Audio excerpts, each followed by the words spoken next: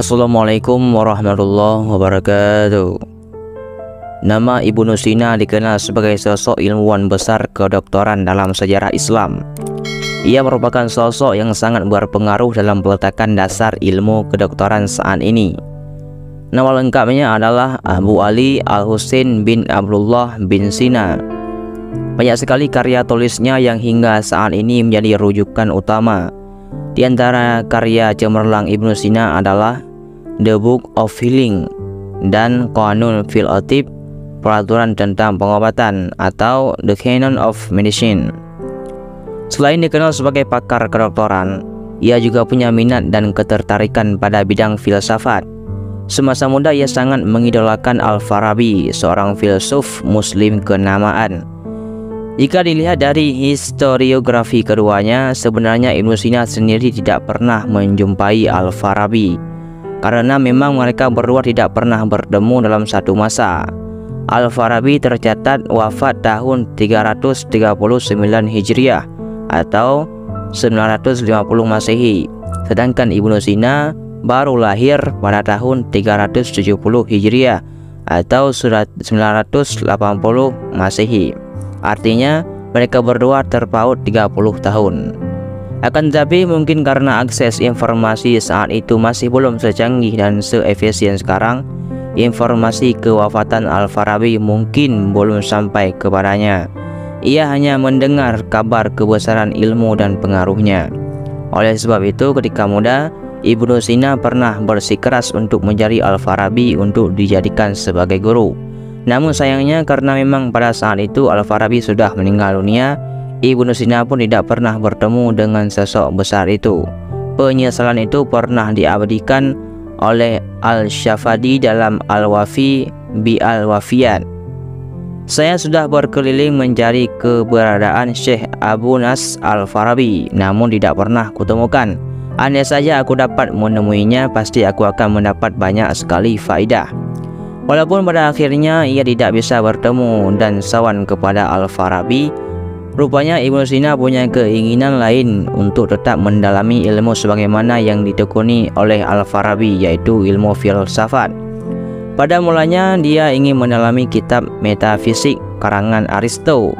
Ia kebetulan membaca karya Aristo tersebut dalam versi Arabnya yang berjudul Ma Ba'da Al-Tabi'ah, atau yang biasa dikenal dengan buku metafisik. Sebagaimana diketahui, konon kitab tersebut adalah buku pertama yang berbicara mengenai metafisika.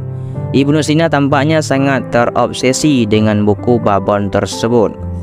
Namun setelah ia baca berulang-ulang, ia masih belum mampu menemukan inti dari apa yang ia baca.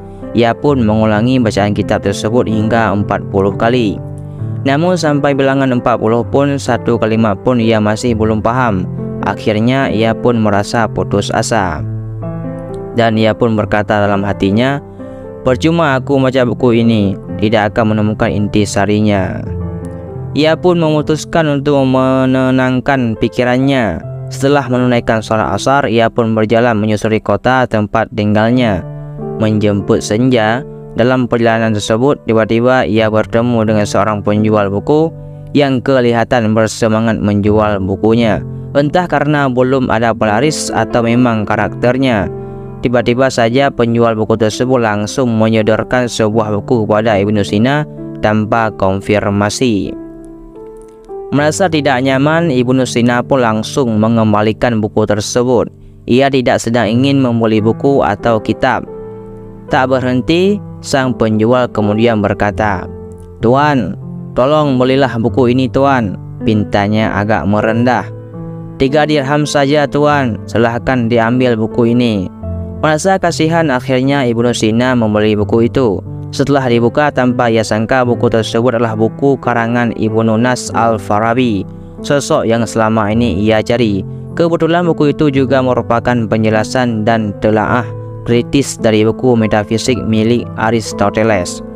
Ibnu Sina pun bergegas pulang ke rumah dan segera membaca semua isi buku tersebut. Akhirnya Ibnu Sina pun bisa mendapatkan pencerahan atas buku metafisika tersebut. Ia pun merasa lega setelah hampir 40 kali ia membaca buku induk itu. Akhirnya ia bisa mendapatkan pemahaman berkat buku milik Al-Farabi tersebut. Sebagaimana simbol perasaan syukur dan bahagianya, Ibnu Sina pun kemudian memberikan sedekah dalam jumlah yang sangat besar kepada orang-orang fakir sekitarnya. Jadi hanya inilah yang dapat saya sampaikan, mudah-mudahan bermanfaat bagi kalian semuanya. Saya akhiri, wallahu a'lam bishawab. Assalamualaikum warahmatullahi wabarakatuh.